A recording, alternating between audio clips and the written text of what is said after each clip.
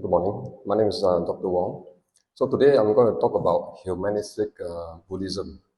It's Mahayana Buddhism. So before I come here, I was a bit worried because I'm talking about Mahayana Buddhism in Theravada Center. So hopefully you can learn something from me. So my conflict of bias and conflict of interest and bias, I'm a Buddhist, Theravada, Mahayana, Tibetan, and I'm also a Tzu Chi commissioner.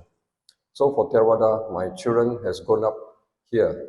All of them have gone up, have attended the BAP's Sunday classes, and I'm also the ESCO for Susima Society. He's supporting a forest monk called Bante Kovido.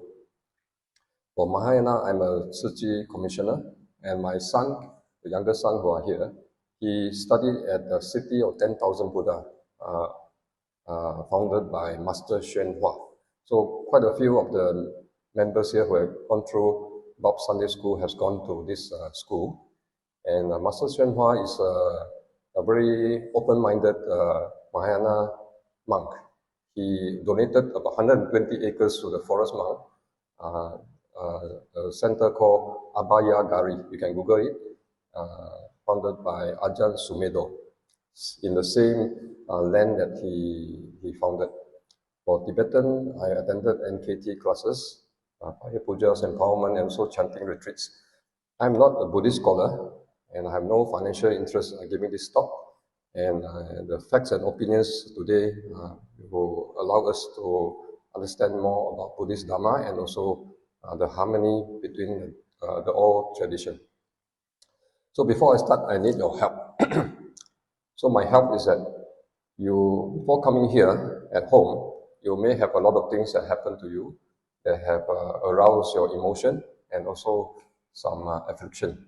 So I hope that you all leave that outside this hall and stay mindful and try to concentrate on what I'm trying to say. So Buddha has said that our suffering is because of the aggregates, the 5 aggregates. So we are attached to our body and we are also attached to our mind. So the mind is sensation, perception, mental formation, and also consciousness. But the biggest one that affects us with suffering is our mental. So this is the mental formation, our preference, our beliefs, our values, and our rules. So sometimes when you're at home or at work, your certain rules, if your family members or your subordinates are not able to follow, it created some suffering for you. So with that, as a starter, I want you to watch your mind. When you listen to my talk, some of the views may be different from yours. I try not to arouse anger in you. So watch it. Okay. So Buddha has said there's anything that we do, meditation or any project that we do, there's 5 hindrances. The first one's ill will. So watch all this. So sometimes if you're a strong Theravada practitioner, you have ill will about other tradition. You said this is not right, or my way is correct. Sensory desire. So you're craving for your own, your preference. Restlessness. So maybe you're sitting here and say, what is Dr. Wong trying to talk? Or you feel very restless. Doubt. So my job today is to clear some doubt. And some of you who are sitting here, your body is here, but your mind is already sleeping. So hopefully you are not one of those. So Buddha's teaching for 2,500 years is practical and works. So try to apply it, and it will help your life. So what is Humanistic Buddhism? That's the main topic today. So this is a modern philosophy practiced by Mahayana Buddhists, integrating Buddhist practices into everyday life and shifting the focus of ritual from the dead to the living, universality of saving all beings. And it came from this Master Taishi from China, a Buddhist modernist, activist and thinker who advocated the reform and renewal of Chinese Buddhism. And his disciples are Master Yin Shun and also Master Cheng Yen. So this is Master Taishi. He lived at around this time. And then his 2 main disciples that is famous is Master Yin Shun and also Tongzhu.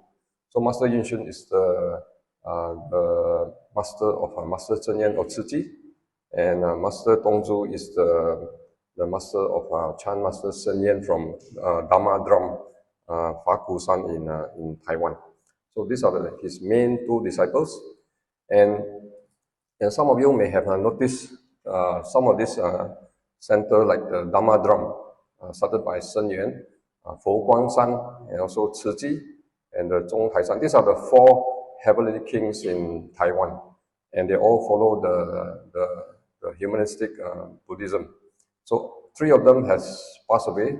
Master Chen Yan is still teaching, and one of them is Master Xing Yun for Fo Guang San. When she passed away 1 year ago, he has a lot of this sarira. So this master with accomplishment, and when they die, they have some of these crystals in their cremated bodies. So what is Mahayana Buddhism? So it builds on early teaching of Buddhism, but it emphasizes Bodhisattva path and also the paramis. So what is Bodhisattva path? So I'm going to talk about it. And yes, also there are some differences. There's new Bodhisattva called Amitabha, Vajrayana. So all this you can Google. And it became so powerful in India that they have centers like Nalanda and Vikramashila, the century of 7 and 12. So by 2010, Mahayana was the largest major tradition in the world. About 60% of Buddhists are Mahayana, and Theravada is about 36%. So this is just a basic facts. So next things that I want you to know what is the core difference of Theravada and Mahayana. So Theravada focus on achieving personal enlightenment, arahantship, and attainment of nibbana through the monastic path, practice of the Noble Eightfold Path, and liberation of the cycle of birth and samsara.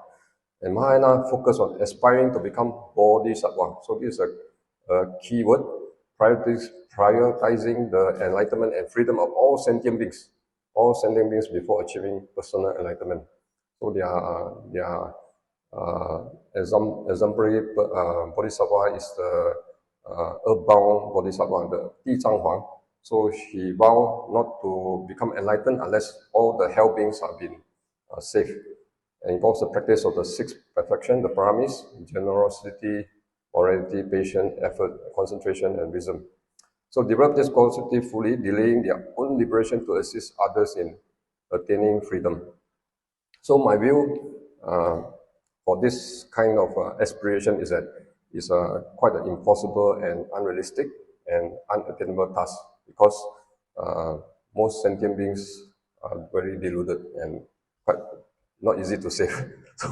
So most of the Mahayana Buddhists will stay in rebirth, and they cannot get out, because of this aspiration.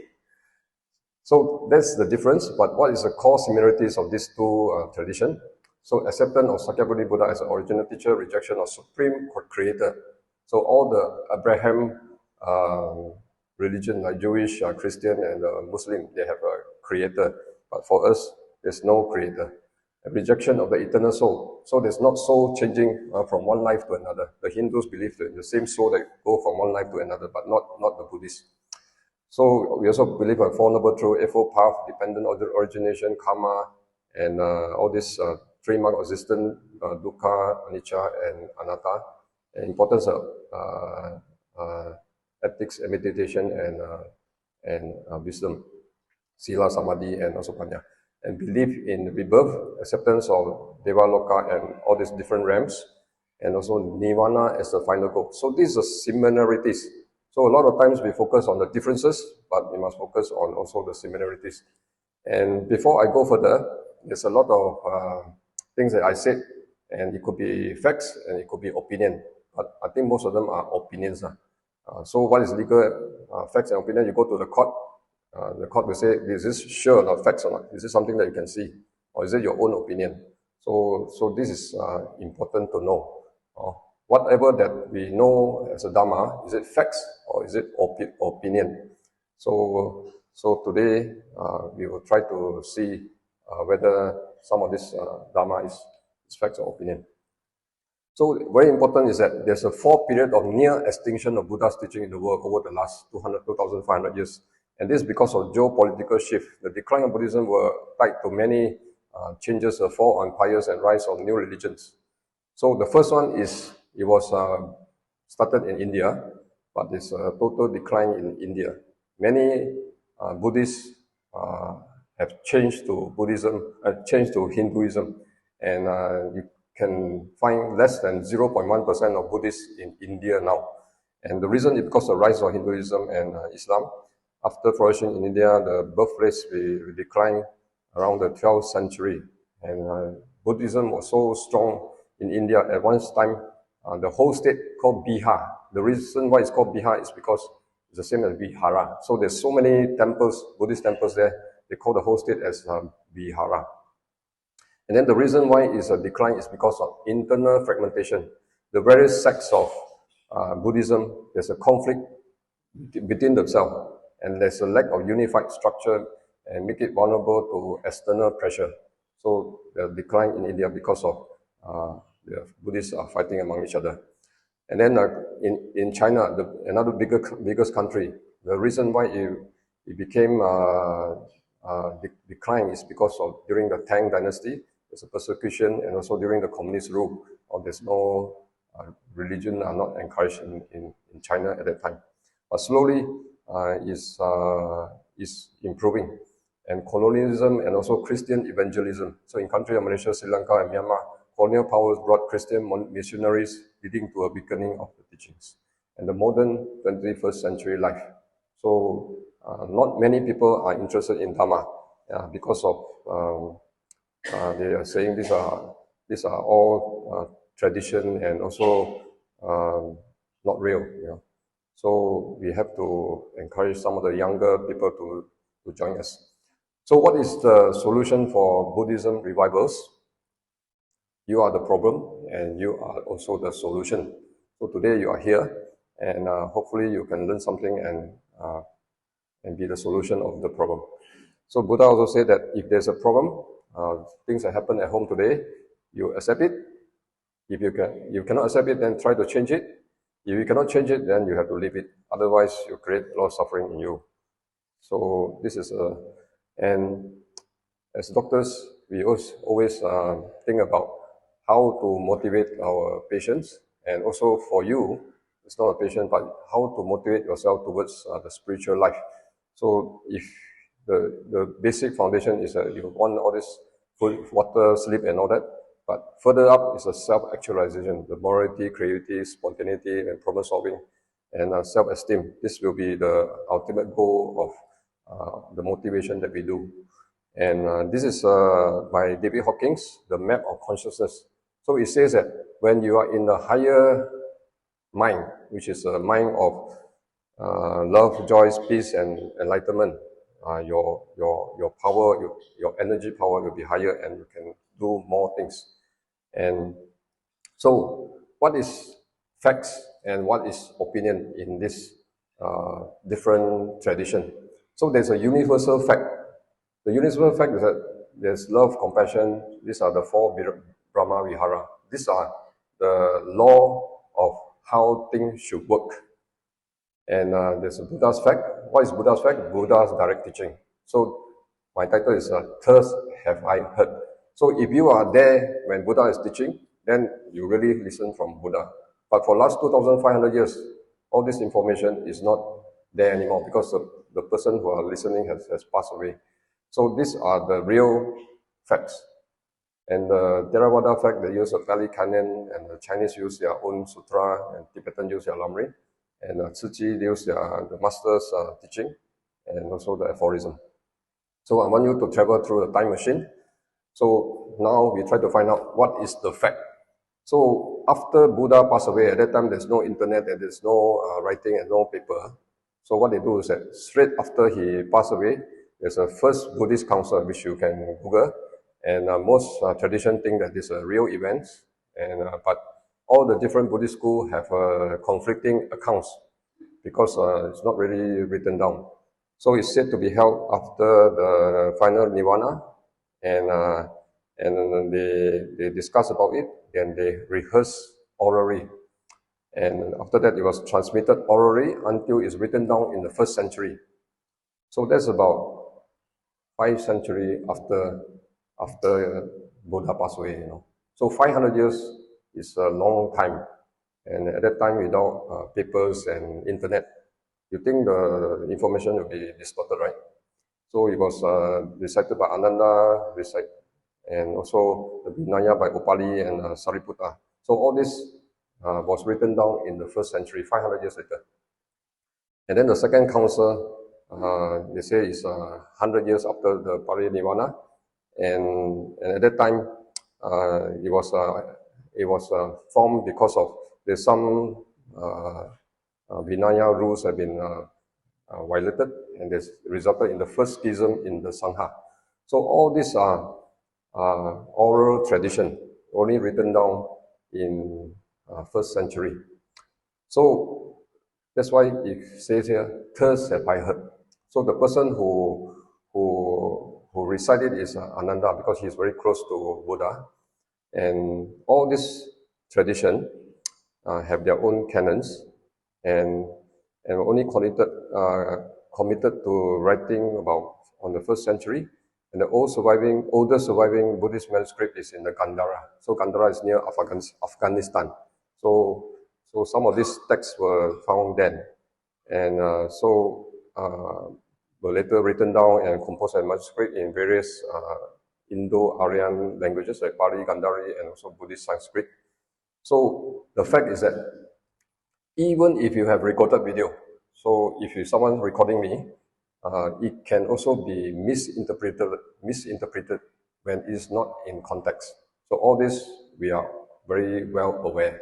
So sometimes politicians say something, it can be converted into something very serious that trigger the population.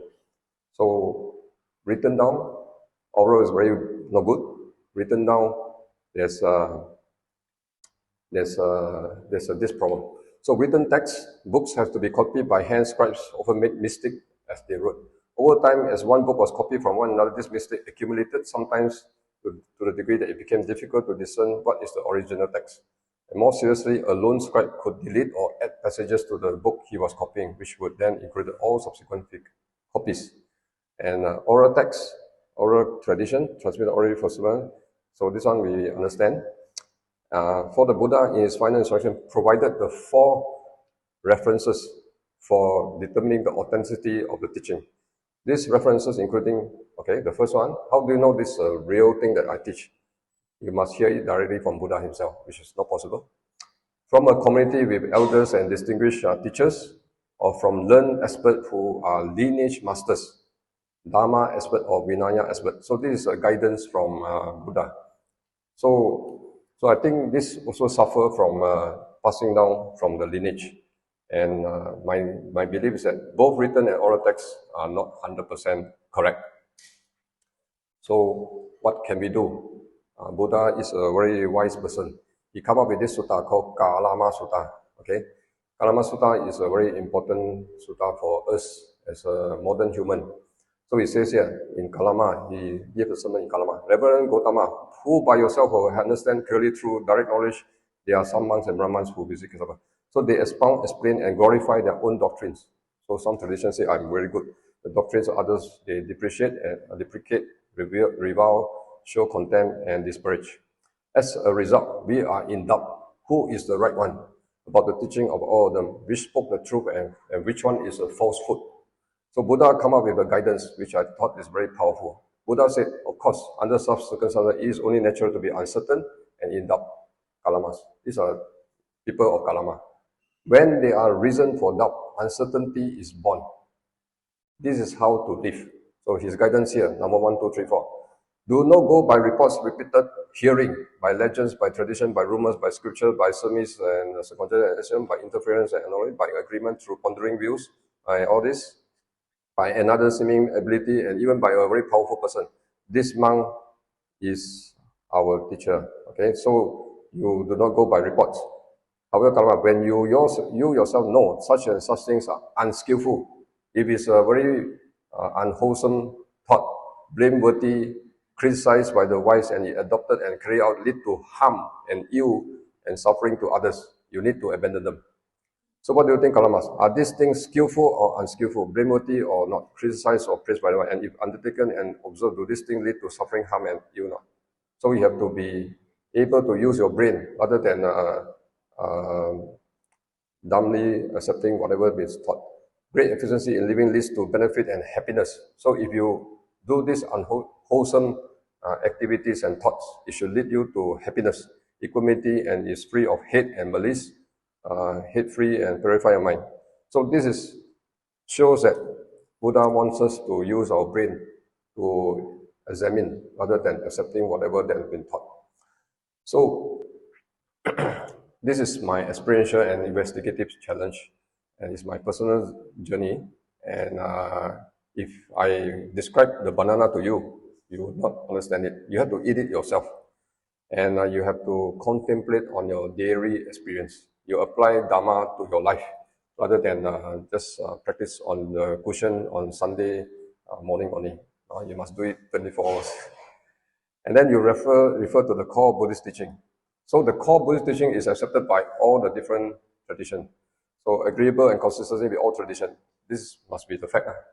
And then the three universal truth, which is dukkha, anicca, anatta. This is also accepted. Four noble truth, karma, rebirth, three poison, three solutions, and sila, samadhi, panya. So these should be fact because all the tradition accepted them. And then I also want to raise some of these things that defies logic and science. So Buddhism is not a religion, it's not a dogma, it's something that apply and is real. It's nature's law. So this is a tsunami in Aceh. All the houses been demolished except for the mosque. Some of the houses also made from bricks and mortar. But how come the mosque stay around? So it must be some forces, you know. So it must be a universal law. And it's not Buddhism. They are not Buddhist. They will not have this power. And then this is a forest fire in Australia. You can see the fire burned all the forest, but it just stopped near to the place of worship in forest temple. So something is working in this life that cannot be explained by science. So what are the similarities of the world great religion like Christianity, Islam, and Hinduism? You can see that they also have their ethics, ultimate reality, spiritual practice, but the one that is similar is the compassion and altruism. So Christianity preaches love the neighbor. So my father always told me when he was young, he was so poor during the Japanese occupation time, the missionary will come to Malaysia and give them sweets. So, and some of these missionaries will say that if someone slapped you on the left side, you give them the right side to slap. So he was ridiculing them. But I think this is an act of great compassion for the Christians. And the Islam emphasizes on charity, zakat, Hinduism encourages selfless service, and Buddhism teaching loving kindness and compassion. So, as human, we are here because of the recycling of our atoms. And our consciousness karmic force reintegrate all the four elements into our body and our mind. So we comprise of 84 minerals, 23 elements, and 8 gallons of water and distributed on all the cells. And this construction follows a set of instructions concealed within a double helix compact into sperm and ovum. So you are a product of all these recycled elements. So ranging from the cosmic dust, nitrogen, and all this deconstructed into elemental parts and reconstructed again, resulting in the most sophisticated living entity on our planet. So me standing here, a part of me is in you, in the cushion, and in the tiles here, and the roof, and in the bin here. So we are all interconnected. So you are not merely living on Earth, you are an integral part of the Earth's composition. So with this introduction, I also want to talk about some of the principles that is propounded by the quantum physics. If you have not heard of this, you Google double slit experiment. So what they do is that they shoot some electron through two slits. So when they shoot the electron to two slits, when no one is observing, just the machine working, you can see that the screen at the back is wave, or many strips. It's a wave principle. But when someone is looking at it, or there's a camera looking at the experiment, this particle become two slit only. So become solid instead of wave. So that means that if someone looking at it, the unlimited potential of a wave become collapse into solid. So it shows that our mind can affect the atoms. Now this is a real science. It's not some tradition or some spiritual thing. Also, our mind is so powerful. When you observe it, it can collapse the potential from unlimited to become there. And some of the quantum physics also found that all these quarks and all that, when you focus on it, you'll be there. If not, then you can be anywhere. So, quantum physics and Buddhism, just now I also shared about the interconnectedness and interdependence. A part of you is in you. And this is similar to the concept of interdependence, pratya samupada, everything interrelated and dependent. And this concept is called entanglement. So if they split the atom from one to the other side, you trigger this atom, the other atom also be affected. So anything that happens because we are all sharing the same elements, if you trigger here, the other side also will get triggered. The second is impermanent, the anicca, and this is shown on all this atomic. There's a state of uncertainty. It's a constant state of flux, and non-dualism and unity. And so this is the concept of anatta. There's no independent existence, and defined by the relationship and interaction. So it's all based on condition. And mind and consciousness, this is a double slit experiment. There's a collapse of quantum probabilities. So as Buddhists, if you are here listening to my talk, you have to believe this, because this is a core concept, the rebirth process. So the rebirth process will allow you to overcome the fear of death.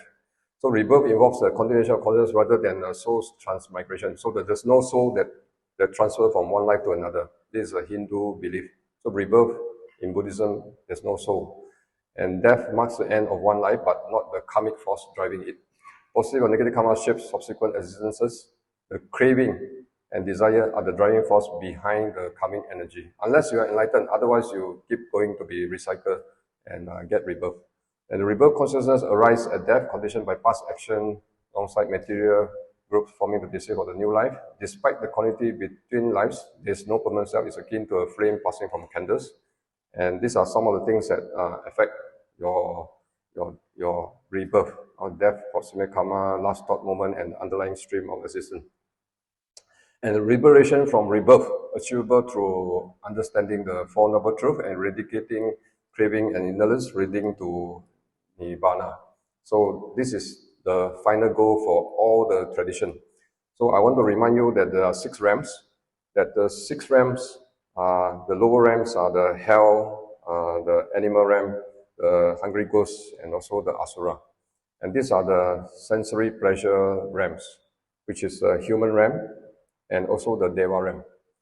So the human realm and deva realm, to be able to born there. So to be born in the lower realm is based on all the strong negative karma. All the animals is a lot of ignorance. The hungry ghost because of greed, and hell because you have done something very serious like killing someone or killing something.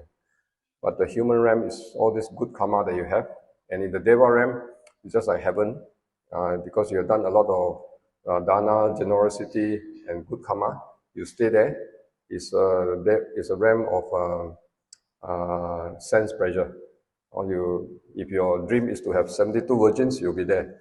So if you do all the good things, you'll be there. But you also have mental suffering. You have the bodily pleasure, but mental suffering is still there. But the best is in the human realm, because there's a balance of suffering and also the ability to practice.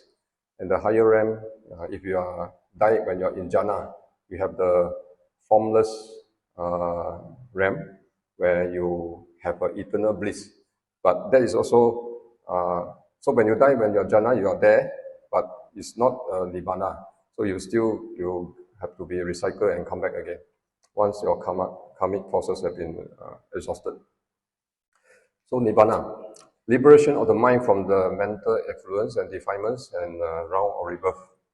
So in my life, I thought I'm a spiritual person, and sometimes I have the delusion that I'm already enlightened. So I want you to check. If you are enlightened, then you should understand all these principles and of anicca, dukkha, and anatta. So you check yourself whether you are triggered by your family or not, your people around you, by the politics, by the traffic. If all this trigger you and you cannot stay in peace and that you can overcome anger, or you cannot sleep at night, you have this anger, then you are not there yet. So you embody the qualities of love, compassion. There's a 4 Brahma Vihara. So if you are there, you have all this loving kindness, compassion, altruistic joy, and equanimity, and you have a heightened awareness of all forms in life, deep understanding of their thoughts and feelings, and truly let go of all attachment and aversion. It's the ultimate state of peace and liberation from the cycle of rebirth, and it transcends conditioned existence. So the self-check that I want you to do is that, does your practice now, whatever tradition that you do, can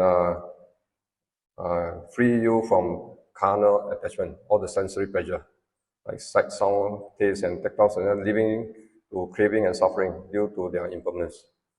The second one is that, does it free you from your attachment of existential? Is that fear of death and your own view, your belief, your values, and also your rules. So you can be non-attached to all this, then you are free. And this will hinder your enlightenment because it keep you attached, and you'll be rebirth for endless time. So the Noble Eightfold Path, I think all of you understand. But for me, in daily life, integrating these practices into family, business, and social interaction and spiritual pursuits, so you have to practice mindfulness and awareness. So like what you are doing now, paying attention to what I'm talking about, and then maintain a clear and focused mind, making ethical choices. If you have a good sila, then your mindfulness will be strong, ensuring that your livelihood does not harm others. Engage in regular meditation to develop concentration and insight. Speaking and acting with kindness and compassion towards others, promoting harmony and non-violence. Continuously learning and understanding the teaching of Buddha to deepen one's right view and intention. So these are the guidelines, but these are the practical things, that step that you can do. So in Mahayana Buddhism, they have these 6 paramis. So the Theravada always criticize that this is not taught by Buddha. Buddha didn't really say this. But anyway, you examine yourself whether this is a wholesome thought or not. Generosity, charity giving, virtue, discipline, patience, tolerance, energy, diligence, and one-pointed concentration, and wisdom and spiritual knowledge. I think this is consistent with a wholesome thought. And then my interpretation of a spiritual freedom is that Sila, Samadhi, Panya. So we follow the Sila. Why Sila? Because it allows you to be more concentrated, follow the precepts. There's internal practice, external, as the Brahma Vihara, and as Tzu Chi people, they have the aphorism, good affinities, and the spiritual soup. These are from the Tzu Chi. And then meditation on the 5 aggregates, your body, your mind, and your perception. And the final one is a vipassana contemplation of dukkha, anicca, anatta, and cut all the defilements of greed, hatred, and delusion, and cut the carnal and existential attachment. So all of them are important. It's not only practicing meditation.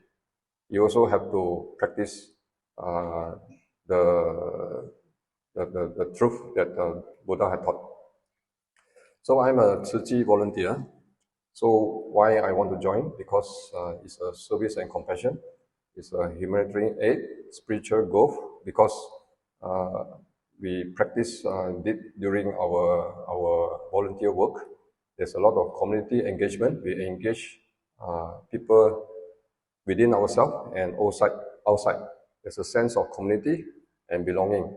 So just like many of you send your children to BUPS, just like what I did.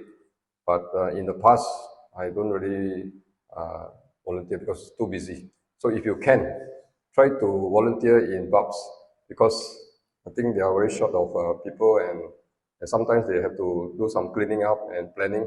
You need a lot of volunteers to help out. Learning and development. So there's a lot of things that you can do in Tzu Chi, like parenting, the corporate culture, and leadership. That also is using Dharma as a guide.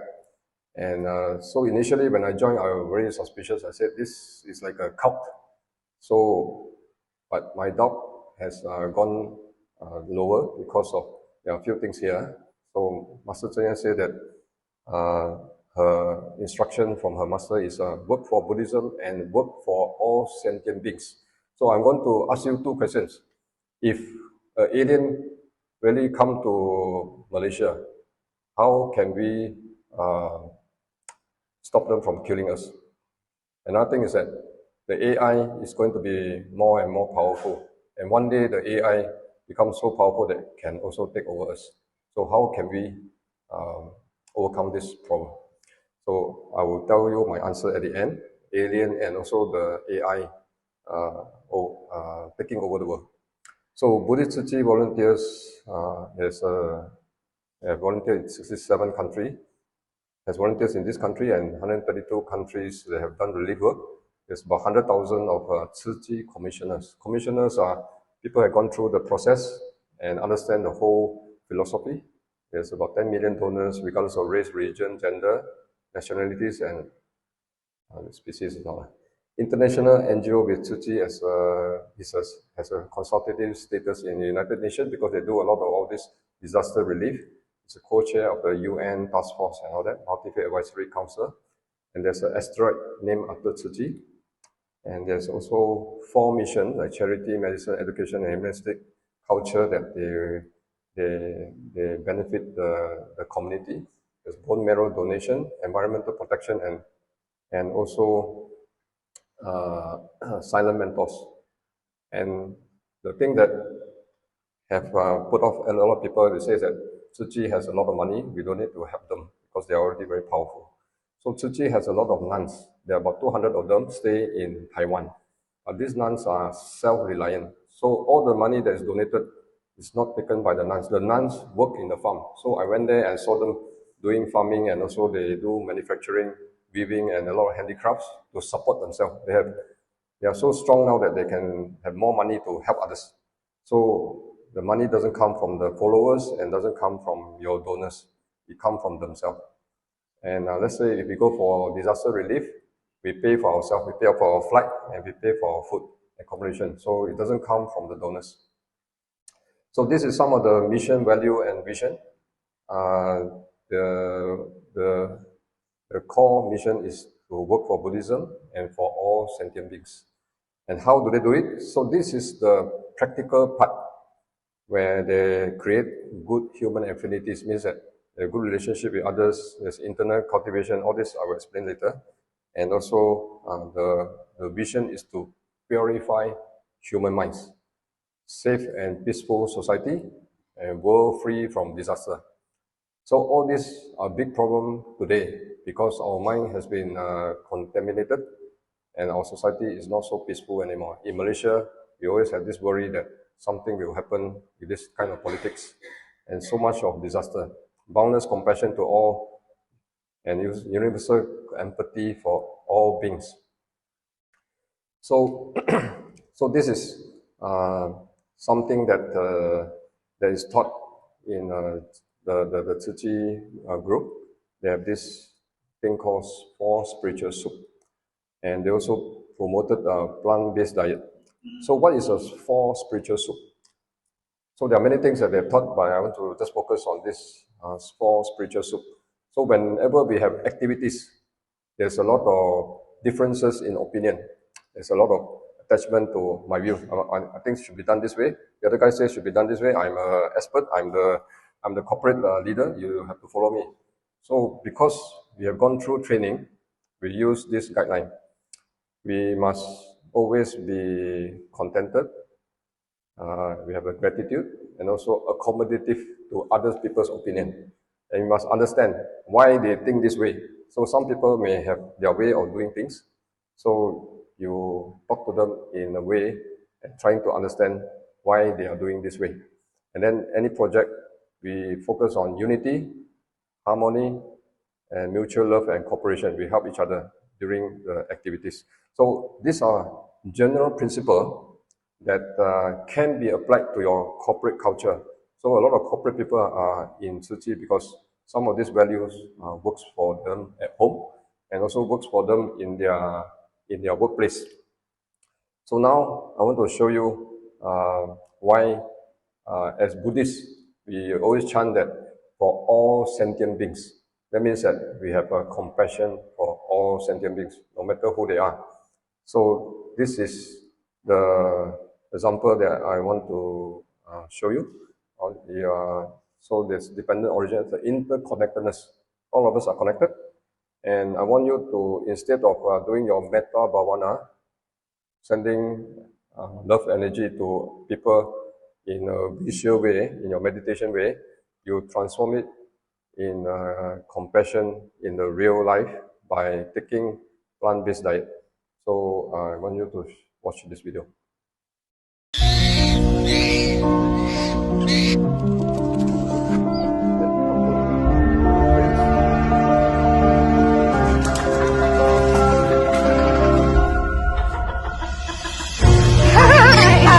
Oh, buddy.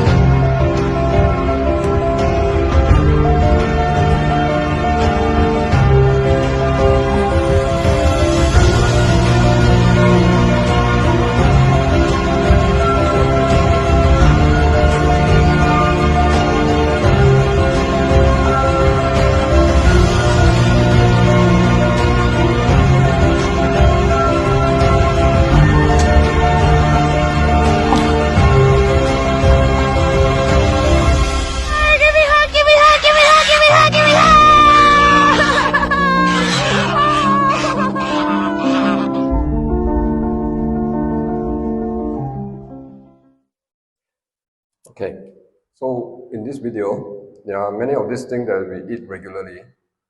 Chicken, duck, even fish. Some people who want to be healthy, they eat fish. So you can see fish also have their mind on their own. Pig and also cows and sheep.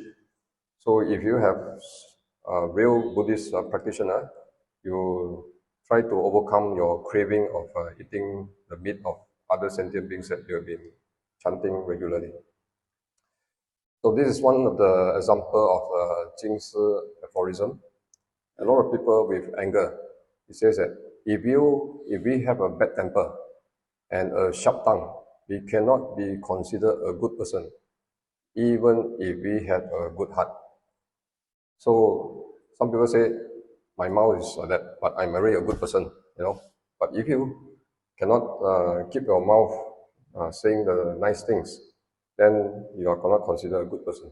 So this is some of the example of some of the guidelines that was taught by the Master Cheng Yen. So for me, spiritual practicality for me, Mahayana Buddhism focus on aspiring to become a bodhisattva, prioritizing the enlightenment and freedom for all sentient beings before achieving all this, and the sixth perfection. I think this goal is impossible to achieve because I think all the sentient beings are so deluded, cannot save everybody.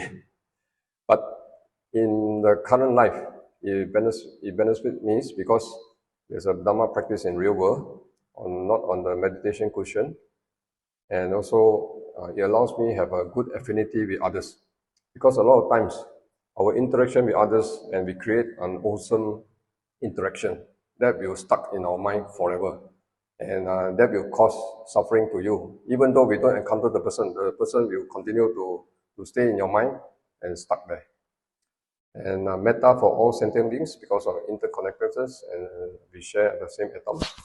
And we can give unconditional dana. So by giving unconditional dana, we can dilute our unwholesome karma.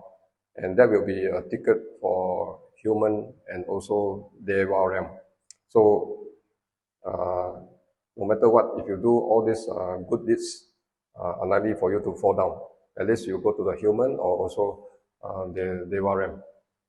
And with this teaching from Buddha, I have less fear of death. If death comes, I'm not scared because I'll be able to come back again, and my wholesome activities should be able to put me in the right place. So in Mahayana Buddhism, it says that everyone has a Buddha nature. That's why it's called Bodhisattva. And it's the ultimate goal for freedom of us. So it can spread from one to another. And why Tzu Chi is so powerful? Because of the Tzu Chi machinery, because we understand each other. If any disaster happens, we can mobilize fast and speak the same language, and we have the same goal to help others. And even impossible tasks, small little beasts can make it happen. So by your own self, it's not possible to achieve anything, but with collective power, you can do many things. So what is a revival solution? The rise of humanistic Buddhism entering the masses, practicing Dharma in your real life. Great compassion and non-discrimination, no to differentiation of social classes, rich or poor, the caste, ageism. So some people discriminate against old people, sexism, racism, and even species. So they don't discriminate against species like the chicken and fish and all that. So we treat everyone the same. And increasing interest in mindfulness and meditation in medical field, because it helps them to feel more calm and peaceful, because mental problem is a big problem in the modern days.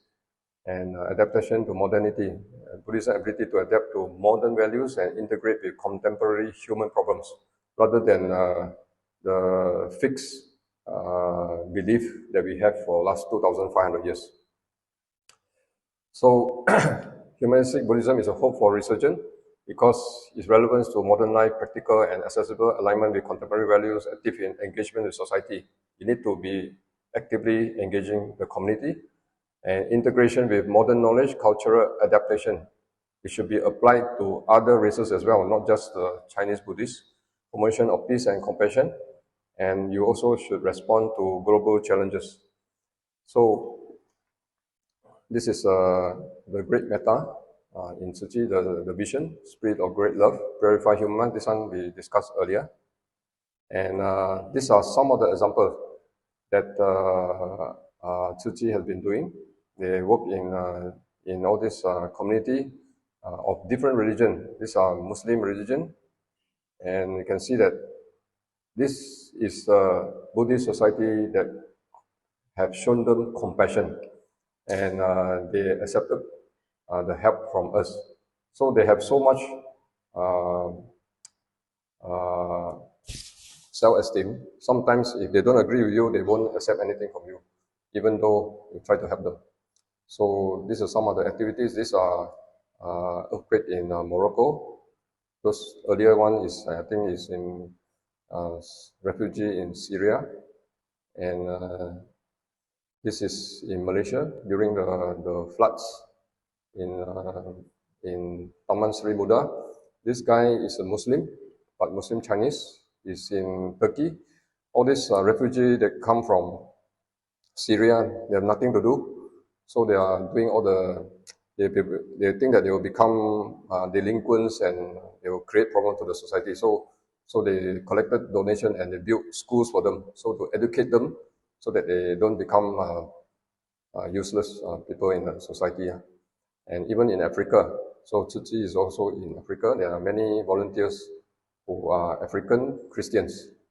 So these are some of the now Tzu Chi is going back to Nepal and also India because of the decline in Buddhism.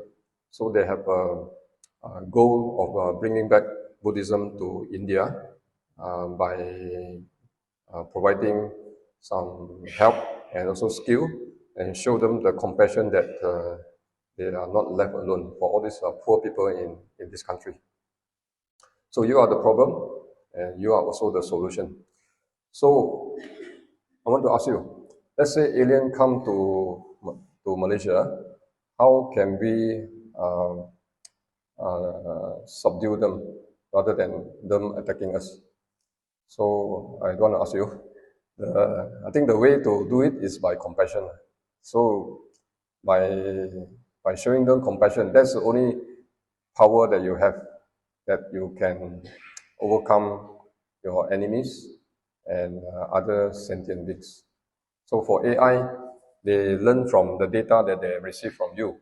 So if they know that you are a person who practice Buddhist principle and with loving kindness and compassion, they know and they can identify that you are a person that can stay alive rather than kill you. So, so with that, I will stop here. If there are any questions, you can ask me now. I hope that I don't trigger anger in you because it's different from your views. Any question from the floor?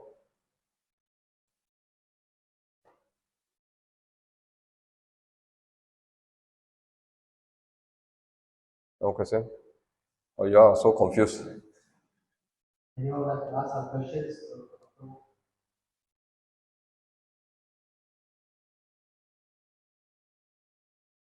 Yeah. There's uncle there. You give him the mic. You give him the mic.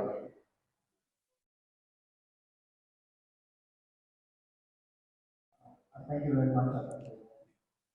Could you very briefly summarize the main term or differences for practicing Theravada as a difference from spiritual point of view as well from daily point of view? Just simple layman's term. Yeah. Okay. So the layman term is that for the Mahayana Buddhism, they have this aspiration to become bodhisattva. So bodhisattva means that they will try to save all the sentient beings before they they get released to enlightenment. So what they do is that they will help everybody to purify their mind so that they don't get stuck in their unwholesome thinking. For the Theravada, I think the main goal is the personal goal of achieving enlightenment in in their in their life. So the difference is same goal to go to Nibbana, just like you want to go to Penang, the same place that you want to go, but one is walking, one is taking the flight. So the Mahayana is walking, Theravada is flying. So if you cannot tahan the suffering now, then you fly. Yeah. Okay. Hope I can understand. Yeah.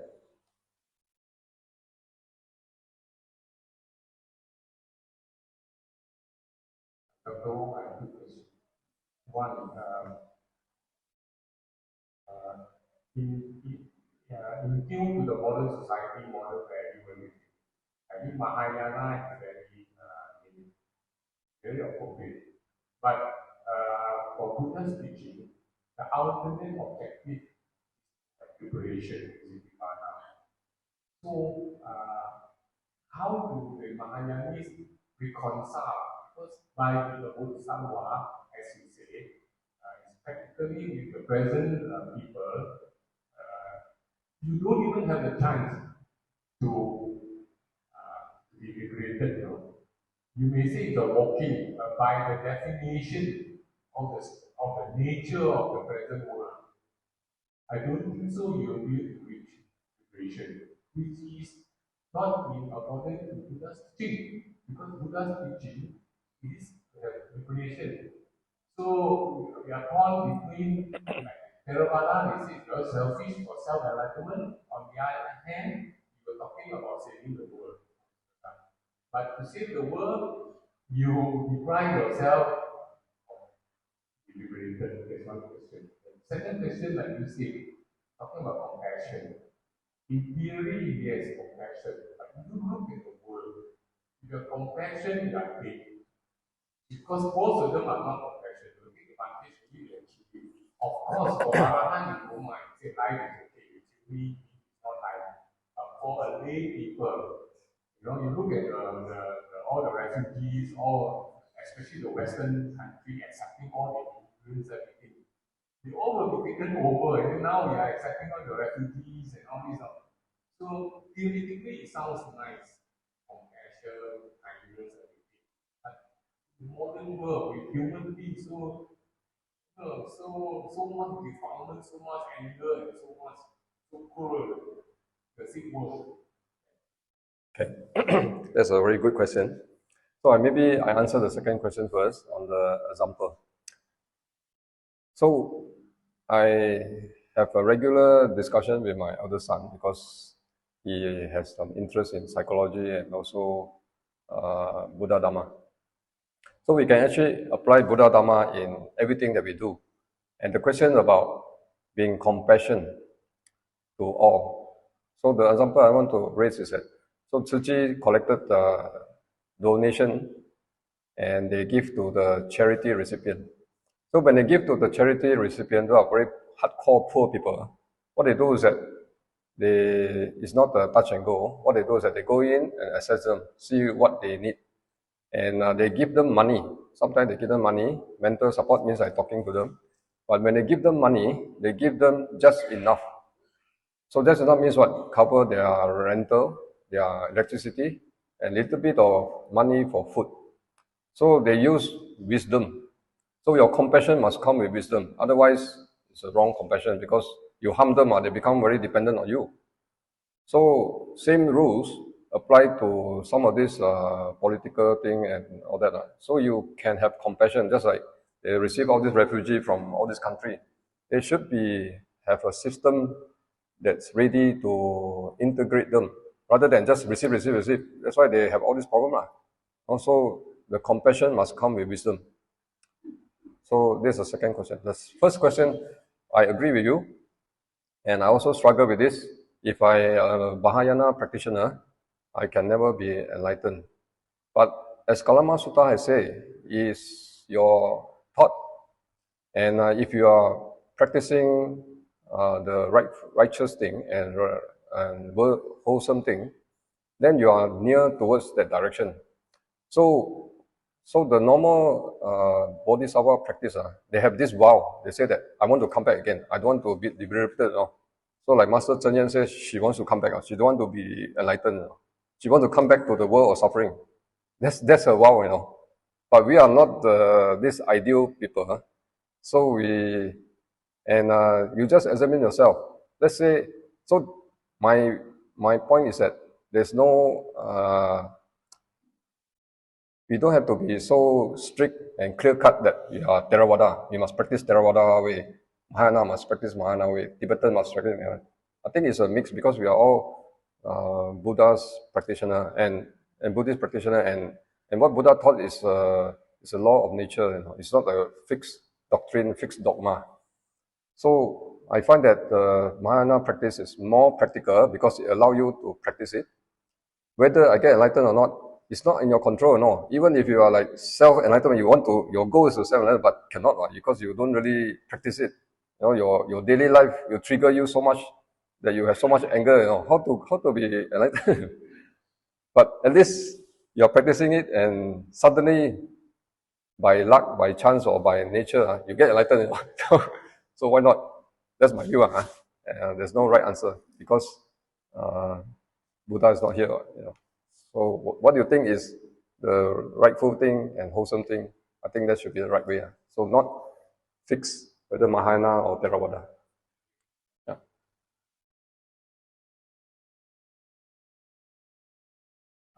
Thank you for sharing. Just can you share a bit about experience about your involvement in Tibetan Buddhism? Oh, okay. So Tibetan Buddhism is also part of Mahayana, but they don't really go into the masses. They have no systematic way and a platform to go into the masses, and they do a lot of chanting and also visualization.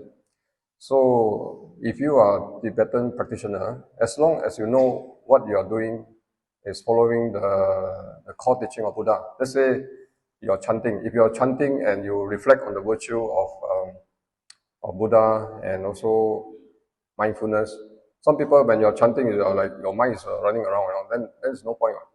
So it's practicing mindfulness, and also the Tibetan practice is a lot of about compassion and all that. But Tibetan Buddhism, when they spread from India to Tibet, they incorporate some of the local practices. So they have oracles and all that. I think if you have to use your mind to decide whether this is the universal true law or not. So if it's okay, then you follow, But if it's something weird and also not inconsistent with the teaching, then you have to decide whether you should do it. Or you can do part of the thing that you think is right, but other things you decide yourself because it's your own spiritual practice. It's not me forcing you to practice it. Okay. Any other question? Yes. Okay. You mentioned that there were 4 occasions historically whereby Buddhism was really right out. And one of them was during the Han Dynasty. And correct me if I'm wrong, during the Han Dynasty, Xuan Zhang, his mom, traveled all the way from Xi'an to Milanda, and spread sutras and learn of Buddhism to bring it back to China.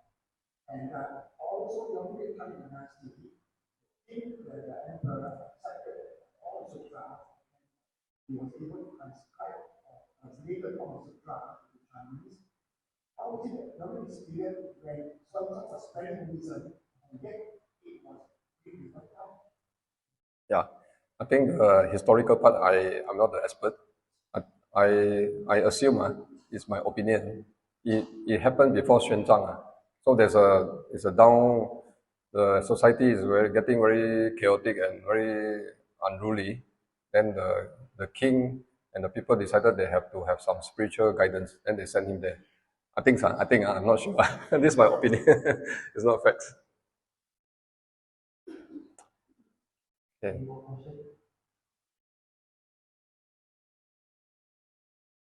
Okay, if not, then I thank all of you for paying attention. You are all very mindful and no anger. Thank you. Sadhu, sadhu, sadhu, sadhu.